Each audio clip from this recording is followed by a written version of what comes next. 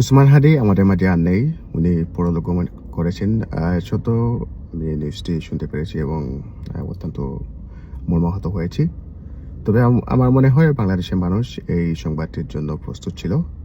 উনার উপর প্রাণঘাতী হামলা হওয়ার পর বিগত কয়েকদিনে যেরকম পরিস্থিতির সৃষ্টি হয়েছিল, মানুষ আসলে বুঝতে পেরেছিল এই অবস্থা থেকে ফিরে আসা হয়তো অসম্ভব।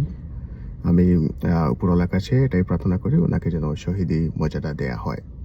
উদীয়মান একজন রাজনীতিবিদ, এই অল্প সময়ে উনি যতটুকু অ্যাচিভ করতে পেরেছেন সেটি বিশ্বের অনেক মানুষই পারেন না। এবং আমি যারা রাজনীতিতে কাজ করেন সেই দৃষ্টিকোণ থেকে বলতেছি, উনি অনেক বড় একটি লেগেসি রেখে গেছেন।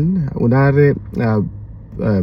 গুলিবিদ্ধ হওয়ার পরে কয়েকটি ভিডিও আমার দেখার সৌভাগ্য হয়েছিল এবং উনি আগে থেকেই কেন জানি বুঝতে পেরেছিলেন যে উনার সময় হয়তোবা শেষ হয়ে আসছে এবং উনার কথাবার্তার ধরনগুলো কিন্তু এরকম ছিল, যার মধ্যে একটি দীর্ঘ নির্দেশনা ছিল এবং উনার মনে মনে যে একটি প্রস্তুতি নিয়ে রেখেছিলেন সেটা বুঝে যাচ্ছিল। তবে বাংলাদেশের মানুষের উপর এবং বিশেষ করে বাংলাদেশের বর্তমান সরকারের উপর অনেক বড় একটি দায়িত্ব এসে পড়লো যে উনার লেগেসিটাকে রক্ষা করা। একটি বিষয় বলতে চাই, উনার গুলিবিদ্ধ হওয়ার পরে যে পরিস্থিতিটি যেভাবে হ্যান্ডেল করা হয়েছে এটা আর একটু ভালোভাবে হ্যান্ডেল করা যেত। উনি একজন মৃত্যু পথযাত্রী রোগী, উনাকে যেভাবে ট্রান্সপোর্ট করা হয়েছে, এই সিচুয়েশনটা যেভাবে হ্যান্ডেল করা হয়েছে আমি মোটেই খুশি না।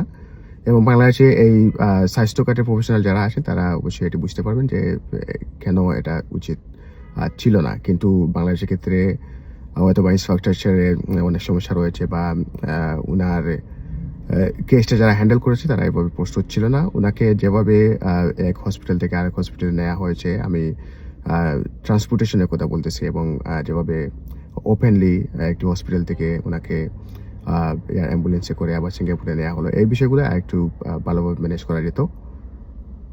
একজন মুমূর্ষু রোগীর প্রাইভেসিটা রক্ষা করা এটা অনেক বড় একটি বিষয়। বহির্বিশ্বে সেটাকে অনেকটা প্রায়োরিটি দেওয়া হয়ে থাকে, কিন্তু বাংলাদেশের ক্ষেত্রে সেটা সম্ভব হয়নি। এটা ভেরি আনফরচুনেট। আমার দৃষ্টিকোণ থেকে যেটা মনে হয়েছে উনি আরো একটু বেশি সম্মান পাওয়ার যোগ্য ছিলেন।